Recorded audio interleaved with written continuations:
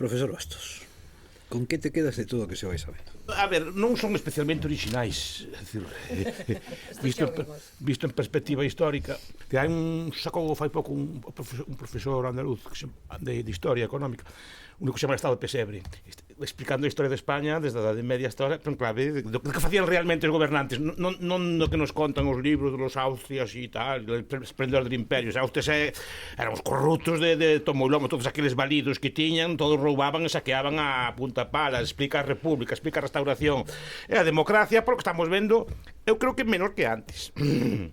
Menor que antes en xeral, o sea, as élites son menos, mira que estou dicindo, son menos corruptas do que era isto. Ora, e menos élites tamén, non? Bueno, eso sabe máis discutible, pero bueno, pero que era nada que non inventaran os romanos xa, como decían os históricos da corrupción, toda a corrupción que hai hoxe día, todas as formas as tiñan os romanos inventadas. O que pasa que agora faz a mellor con países fiscais e faz outras cousas, pero sempre corrupción en cando hai unha crise. Cando hai unha guerra mundial, por exemplo, aí onde máis rouban a vender armas e cosas polo estilo ou a vender suplimentos do exército, porque sempre a corrupción se dá en suplimentos para o Estado, o sea, antes en armas ou en vacinas ou en cosas polo estilo, máscaras ou cosas polo estilo, ou en obra pública, porque a obra pública económicamente, como non se sabe moi ben, non hai un precio de mercado, non se sabe moi ben canto costa, entón é moi fácil, inflalle aquí, mételle por alá, poñe un sobrecoste por aquí, entón é moi difícil, sempre se fixo así. Ora, en este caso concreto, o que cada vez me digo, como Pedro Sánchez non sabía, etc. A ver, non sei se sabía ou non. O que sei, e cada vez me está confirmando máis, que foron eles os que puxeron a Sánchez, non Sánchez que os puxo a eles. É dicir, que Sánchez era unha persona, digamos, fora do... desafiuzada, botada fora do partido de malas maneiras, sin apoio, traizoada por todos os seus amigos, traizoada por eles, e ve que estos, que el quere volver, e ve que estos teñen algo de infraestructura, un ten algo de poder ou de forza en Navarra, ou sabe como funcionan as cosas, outro ten algo de forza en Valencia, e os meten e bueno, nos botamos unha man, empezamos así de cero e saliulles ben, e ora di, che tócanos a nós, non? E despois cos pactos, o do PNV moi, de revelarse certo, obviamente, estamos falando hipotéticamente, é moi grave, claro, porque claro, eso estás dicindo que votas ao PP porque é un corrupto, despois ter ti, non para ter ti postos, de ser así eso que estás dicindo estes informes. Entón, claro, é así, pero quedar con nada en concreto porque non ten nada de original, non siquiera ha tenido visto fórmulas máis sofisticadas de corrupción. Non, isto non é bastante primitivo, non? E así se lle espilla. A ver, Ábalos é diputado. Ainda é diputado. É diputado. Sí. Entonces, podes leválo a cárcel, pode ter que sacalo para ir a votar, polo menos. Como Junqueras no seu momento, como estaban os que estaban acusados de Batasuna no seu momento, o sea, teñen que sacalos, porque tamén non tiña sentencia firme, entón, cando tiña sentencia firme, sí que pode a mesa do Congreso quitaría a cosa, pero de momento sigue sendo tan diputado como os demais, non? Entón, eso hai que terlo en conta, vai ser unha prisión un pouco extraña, porque poden sacalo casi continuamente para ir a votar, e ten ese dereito, esa cousa así. Claro, aí hai outra derivada, que tamén se ha apuntado onte, o caso segue no Supremo porque Ábalos é deputado e é o único deputado, o único aforado que queda. Se Ábalos deixa de ser deputado, caso cae do Supremo á Audiencia Nacional, e poderíase atrasar calquera decisión sobre o seu ingreso en prisión. Depois tamén está eso que se vai contar ou ainda que este asustado polos 24 horas. En España non hai tradición de que conten. Eu lembro que en Barrio Nuevo Verano non dixeron quen era o número 1, quen era o señor Sis, non? Nunca chegaron a dicilo e estuveron presos e cosas polo estilo, pero despois nos escándalos de corrupción que levamos de toda a democracia é raro que conte algo, que conte que diga que o xefe foi o xefe que sabía e que o sea capaz de probarlo. Pero esos eran uns presos un pouco como, non sei se me entendedes o que quero dicir, eran uns presos un pouco como máis de honor, de alguna maneira, quero dicir, era unha cousa, non era unha cousa un pouco diferente. Bárcenas, por exemplo, delatou de verdade o filtrou un WhatsApp. E se inventou un papel manuscrito. Vale, pero non dixo foi este, o sea, non recordo este tipo de cosas, nin xeral, en todas as tramas, nin Filexa, nin nas do PP, nin nas que non recordo eu. Pode ser que hai algún, pero delatar así dicindo que foi el é raro. Algún pode haber, pero é raro, porque normalmente xéntese máis protegidos si cumplen as reglas. Unha obra pública, calquera obra pública non ten un precio que se poda estimar de mercado. Canto costa a Ponte de Rande? Canto costa un avión desos de caza? Pois comprouse por isto, pero quanto vale realmente? Porque no precio que cho venden saíran infladas moitas cousas e así, porque precisamente son un monopsonio, o único que compra, non se pode saber cual é o precio. E o precio que se negocia entre ti e o comprador, non hai un mercado para saber este tipo de cousas. Como decía antes, todo dese tipo de sectores é onde se pode, decir, a mellor outro tipo de sectores non se pode facer tanto, porque ti un coche, dicir, comprou unha ambulancia, ou comprou, que sea, un coche da policía por 40.000 euros, oiga, un coche de mercado costa 20.000 euros, mais ou menos sabemos quanto costa unha cousa así, non? Ou compramos máscaras por tal precio, sabemos quanto costa unha máscara na farmacia, se están comprando máis cara e así. Menos na pandemia, porque na pandemia as máscaras custaban... Por eso é cando se aproveita. Claro.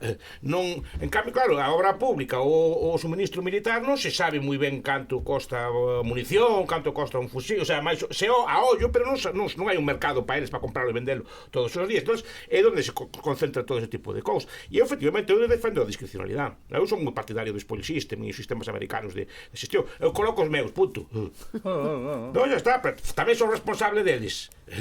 Que decir que non pode decir que non fun, que non estás ali. Porque estas normas, o que estou comprobando, cuanto máis sofisticado é a cousa, o que faz encarecer a corrupción, non disminuíla. Tens que meter como máis xente na cousa. Pero claro, eso encarece ao final a corrupción. Por desgracia, estou dicindo a mellor unha barbaridade que pode ser unha barbaridade, pero ao final non a eliminas, pero sí que tens que meter a máis xente e corromper a máis xente que antes. E despois darlle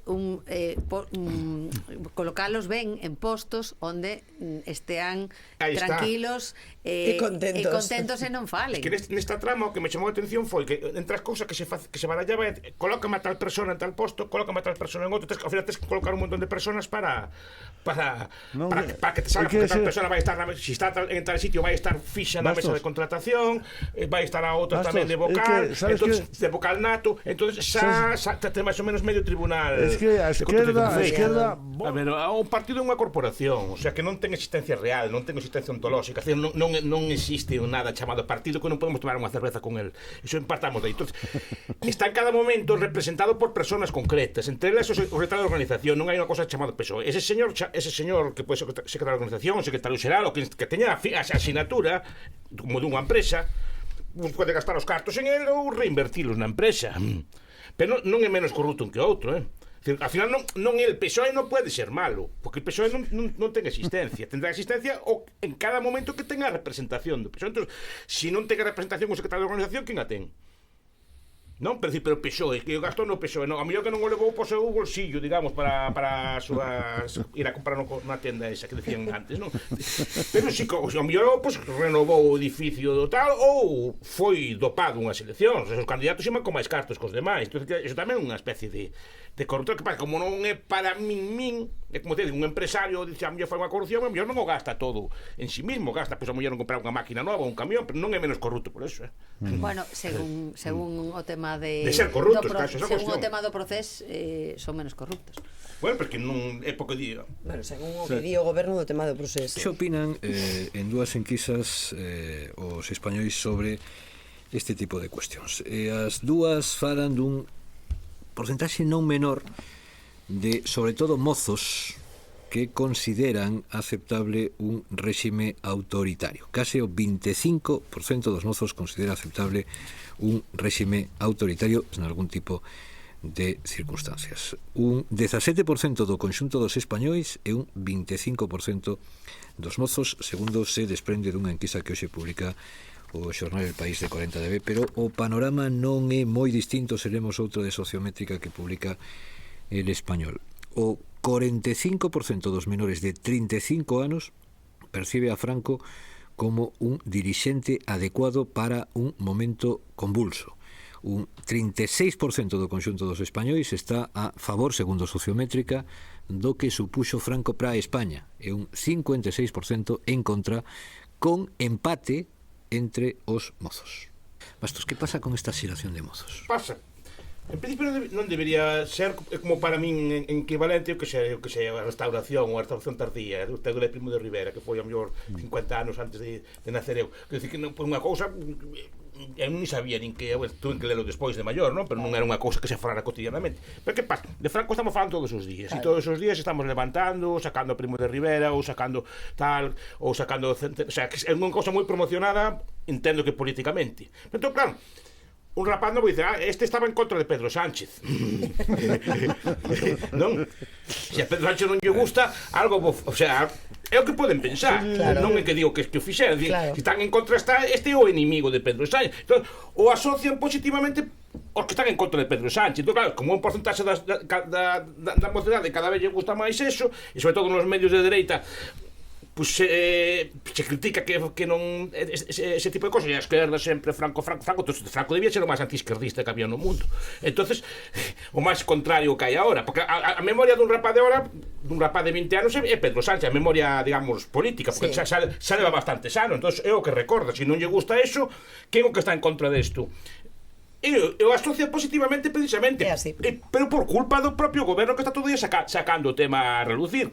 E entonces eso fai como que por, digamos, contraposición, dicen, se este está en contra, pues empezan a buscar, e de feito hai un montón de foros, un montón de libros, eu veo un montón de libros publicados a favor de Franco, e como pode ser isto? Pois precisamente porque pon de moda. Sempre está reavivando o debate, e sempre está todos os días os xornais todos con cincuentenarios, con unhas follas e todo, todos esos, nós mesmos falando aquí deso, pero debía ser un rato, pero están todo o día con eso. Entón é normal, se falas deso e polarizas, ao final algún pode topar algo positivo. E claro, pero o erro é de que empezou con todo este tipo de cousas. A xente que hai agora que recorda ben o franquismo é xente que viviu primeiro o franquismo menos duro, digamos, máis ablandado, e segundo porque eran novos naqueles tempos. Claro. Antes decía Garrido que para min Franco foi 3 días sin clase, como para min o Franco non pode ter unha memoria porque non teño memoria a miña viva. Eu sempre digo que vivía moi ben con Franco porque teña 3 anos. Claro, pero un rapaz de 20 anos se acorda da xuventude, non se acorda do resto. Sobre todo se non era unha persona, digamos, que estuvera involucrada en temas políticos ou así, entonces veía como aquelo que está, e era unha etapa relativamente próspera económicamente, entonces se acordará de eso. Entonces, seguramente para moitas persoas ten unha memoria. Se preguntan efectivamente os bisavós, sería outro caos. Despois de 4 anos morto Franco, ou, bueno, non sei, 4 ou 5, non sei, a esquerda sempre decía contra Franco se vivía mellor. Bueno, porque os anos do turismo, os anos 60, xa era outro franquismo, pero os primeiros, eses anos escuros, de frío, de posguerra, de fame, non entendo que tipo de atractivo pode alguén atopar aí. Que non quedan vivos esas persoas, ou quedan moi poucas. As que quedan agora, que viven o franquismo así, viviron algo o franquismo, a época das suecas, teñen 80 anos, 85 anos, e só poden lembrar o franquismo, digamos, máis light.